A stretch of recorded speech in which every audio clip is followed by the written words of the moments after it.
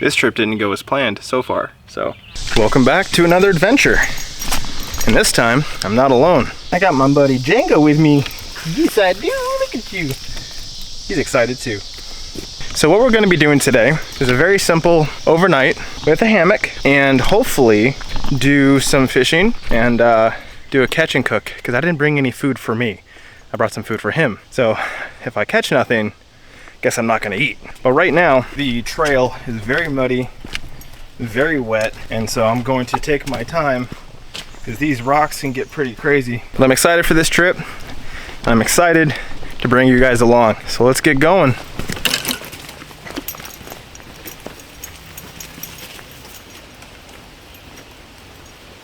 So it's been raining like crazy the last couple weeks. Because of that, everything is just so lush and green. The last time I came out here was in the dead of winter, and so everything was just brown and dead, and now it's just full of life, and it's fantastic. I love it. We have about a mile of walking ahead of us to get to the spot that I want to go to, because it's right alongside the water's edge. In fact, you're likely going to recognize it, because it was one of the last spots I went to before I had to take a untimely hiatus. But I'm gonna keep making my way towards the site, and I'll check back in if I find anything cool or interesting to show you guys. Django and I are just surrounded by birds.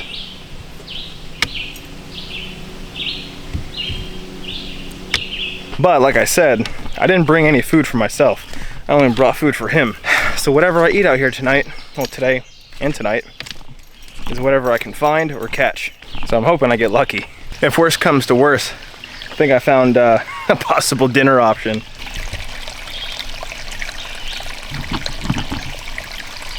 See him in there? Look at him. Getting out my face here. He's like, let go of me. Django, look. It's a crawfish. Look. Ow, he just pinched me. So who knows, if I can't catch any fish, I might make my way back up here. If there's not another stream up ahead, catch some crawfish. That'd be a first for me. Wanted to hop on real quick and let you know that Django and I, we are almost to our spot. I think I hear somebody on a boat. I don't know. But we're almost there. So right here was the spot that I'm hoping is going to work out for the night. Right, buddy? I'm wanting to put my hammock and tarp setup in between these two trees right here. But one thing I noticed, the water level is so high, I might have to look around for some better access points. But I think this is where I'm going to set up. After that, I'm going to explore around the area and try to find some better spots for fishing and possibly water collection. So let's get unloaded and see what we got. Get everything taken off. So before I continue, I'm gonna try a whole new setup. It's the smallest rod that I can find with the smallest hook I can find. I have these little salmon egg baits that I'm gonna use and see if we can catch some bluegill or something. We'll see. So I realized that the tree above me is a mulberry tree. If I get creative enough, I might be able to get some berries tonight. He's chasing the dragonflies. So the first thing I need to do is get my hammock set up. After that, I need to do my bug net thing that goes around the hammock, which I have not used out here before, so I'm pretty excited about that. And then after that, the tarp. It's not supposed to rain tonight, but I don't like taking chances, and anytime I've ever not set something up, I ended up needing it in the first place. So I'm gonna put you on a quick time lapse, and I will get this going.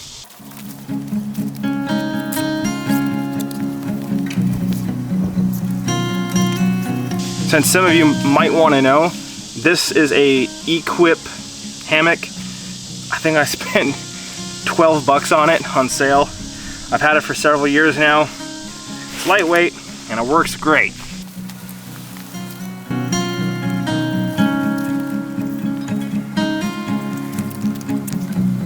Got the hammock done. Now let's set up the underquilt. So for the underquilt, I'm using this one Tigris, nice little packable underquilt. It's not supposed to get cold tonight, it's supposed to get like 60 degrees, but without one of these, your back's gonna get cold pretty quick. And I've used this specific underquilt down to, I think 28 degrees. It wasn't horrible, but I wasn't warm either. If you wanna check these out, I'll put the link in the description.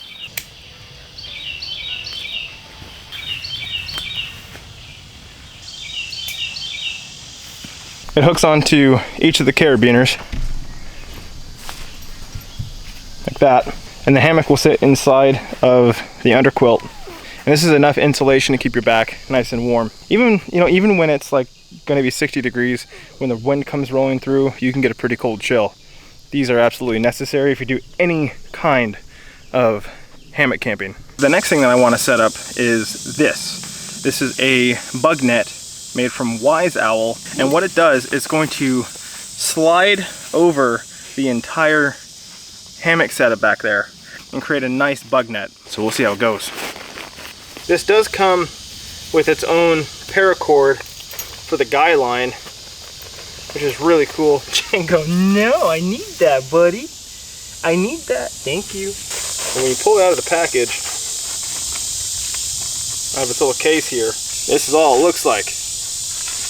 Now setting up isn't too difficult from what I remember. We're going to unbuckle the hammock. What I like to do is I open the door to the bug net and I reach my hand through like this, grab the carabiner and just start pulling it through to the other side.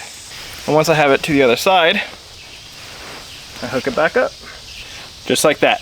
Now I'm gonna turn this off for a second because I need to slide this all the way through and get the whole hammock set up inside of the bug net. And then I need to tie off the guy line where the top of the bug net's going to basically hook onto. But once I get the guy line set up, before I put the bug net on, I'll show you what that looks like. So I will be right back. All right, so I got the guy line set up. The bug net has these hooks that go onto the guy line just like that, and it holds on to the guy line, bada bing bada boom, and then both ends of the bug net cinch down so that way you have a full bug proof area. And that's what the setup looks like once it's all done. Now for the tarp, because I'd rather have it set up and have it not rain than have it not set up and it bucketing down on me. So the tarp that I'll be using is this Wise Owl, Wise Fly rain tarp. I've demonstrated this exact tarp in a previous video, which I'll put right here. And at the time I spent 18 bucks on this. For the price, it's a great tarp. And also everything that I'm using in today's video, I'll put in the description below so you guys can check it out. Maybe pick one up and try it for yourself. I'm gonna set you guys up over there and get another time lapse going so I can get this thing set up. So hang tight.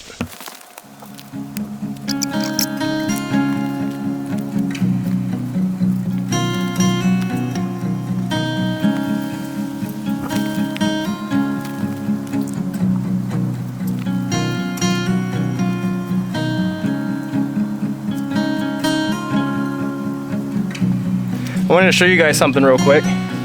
This tarp has these tensioners on each corner, so that way if you have a low spot, all you got to do is cinch it down on either side and you'll have a nice tight tarp. So one of the brands that I've been using a lot of is this, one Tigris. That underquilt is one Tigris. This chair is one Tigris. I have another underquilt, which is meant for like really cold temperatures, from one Tigris. And I also have a sleeping bag, which I have yet to try, but it is for winter time. So bringing it out here and trying to get some time in it just isn't gonna work. However, I did bring the camping chair and I do love this thing a lot. Again, links for everything are in the description. I'm glad I brought this because it's so muddy. It's got some aluminum legs. If you know what the Helinox chair is, it's pretty much like that, except this is 60 bucks, not like 200, but it does support up to 330 pounds. And I've been using this thing for almost 6 months now, just like that. you have a chair. And it is so comfortable. It's got pockets on each side too, so you can put a headlamp in there, or a water bottle, or berries, whatever you feel like it. So real quick, I'm gonna shut you guys off. I'm gonna put some stuff away, get some stuff organized, and Django and I are gonna head down towards the water and see if we can get some fish. So give me a little bit, and we'll see you at the water's edge. We have home set up. Django's hanging out. Time to head down to the water and see if we can catch dinner. I'm really hoping I can catch some sort of like crappie or bluegill, because I brought some fish fry and I haven't eaten anything today. So I'd rather not go to bed hungry, but those are the cards I've dealt myself. Can I get down to the water? So things are severely flooded. And the only way to get down here is through these rocks. I'll see what I can do. I might not be able to bring you guys down here with me, but we'll see. So I made it down here, and I found some food. This is wild blackberry. This is fantastic. Deep purple fruit. It's mildly sweet. It almost has a spicy flavor to it, but this is cool. I didn't know we had this here.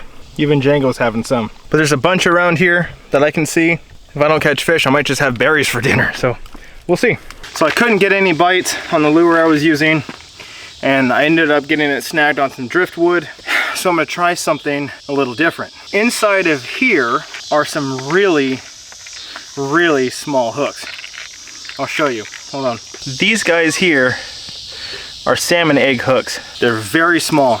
I'm gonna use these baby, oh, careful Django, don't eat that. I'm gonna use these baby hooks with some salmon eggs and try to catch me some bluegill or some other panfish. I will do my best to film down there. The only problem is that it's all rock. Big rocks with big holes, and the last thing I want is to set this camera down and have it fall into the water or fall backwards or forwards and break the camera. But also, this is the highest I've ever seen this lake, and what you saw is usually the rock that you would take to get down to the water, and it's usually, you know, 30 feet before you got to the shoreline, and now it's basically almost up to the campsite. It's pretty crazy. I've never seen it like this before. So here here's our tiny salmon egg. It doesn't want to focus, but it's very, very small salmon egg hook. I'm gonna put the weighted bobber, 8 inches above the hook. Django's being surrounded by dragonflies right now. And that's the main setup. So we have a weighted bobber, a really small salmon egg hook. And in this bag, I have a couple of other goodies. My fillet knife if I catch anything. And this stuff, some crappie fireballs. Now hopefully I can catch something. But if not, I have a bunch of blackberries down there. I have some mulberries here. And I'll look around and see if there's any vegetation that's edible around here. I haven't looked yet, but I want to primarily focus on fishing because we don't have a whole lot of daylight left. And I'm hungry. I want some food. So, see how it goes. So bad news. I fished for another hour, another spot down the trail, and not a single bite. Nothing. And honestly, that sucks because that means there's no dinner for me tonight. I think what I'm gonna do now is I'm gonna head back down to the water where that blackberry tree is and start collecting some blackberries. So what I've decided to do is, while I collect blackberries, I'm gonna go ahead and throw a line in the water just in case. So we're gonna get our little fireball, little baits here. I'm gonna throw it on the little salmon egg hook. Very difficult because they're slippery. Just like that. I'm gonna throw that in.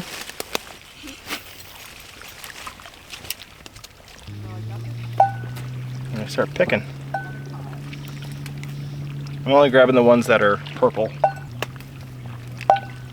I think that'll do, at least for now. I don't want to take all of them. And still no fish. So I got some blackberries and I got some somewhat good news in my bag. I found a couple packages of oatmeal. But fishing right now just, it sucks. We've gotten so much rain lately that all the lakes are up like 3, 4, 5 feet or even more in some areas. I was gonna get a fire going, but I've been looking around this area and the surrounding area, and I cannot find any dead trees, dead limbs on the ground, anything. And what I did find is a small pile, and that's it. Nothing else. I got a fallen tree over here, but it's been sitting on the ground, so it's probably waterlogged. This trip didn't go as planned so far, so I'm gonna get a fire going because the mosquitoes are starting to come out, and I just want to get rid of the mosquitoes. So let's get started on that fire. So like I said, I only have a small pile of sticks that were relatively dry. Everything else is just soaking wet. And my fire starter of choice today is this. It's a coin roll with wood shavings stuffed on both ends, and the whole thing is dipped in wax. These things are awesome because you can cut them into sections, or you can just burn the whole thing. And they burn forever.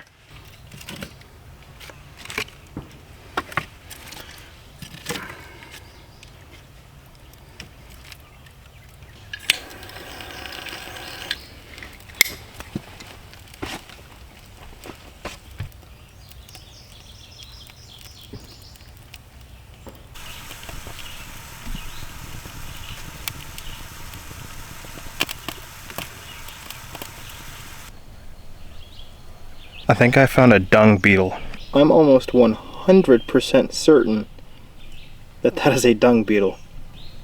Let him go.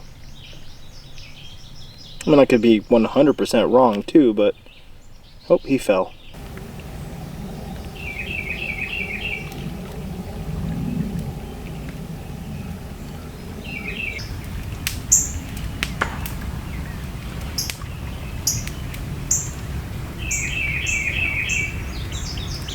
I think for now, I'm gonna go ahead and make some oatmeal because no fish.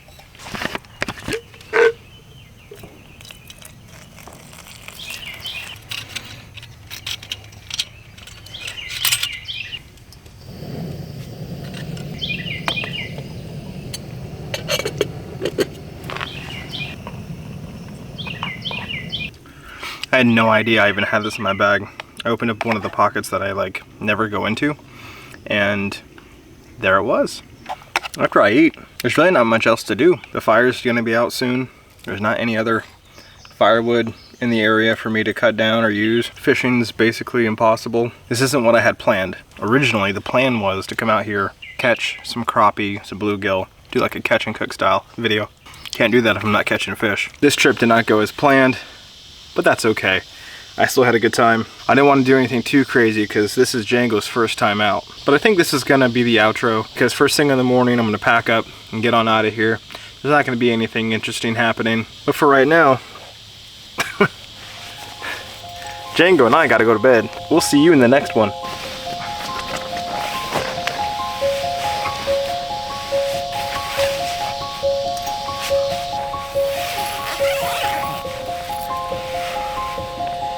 Even though that trip didn't go as planned, we still had a good time. But for now, we have to get out of here. We'll see you next time.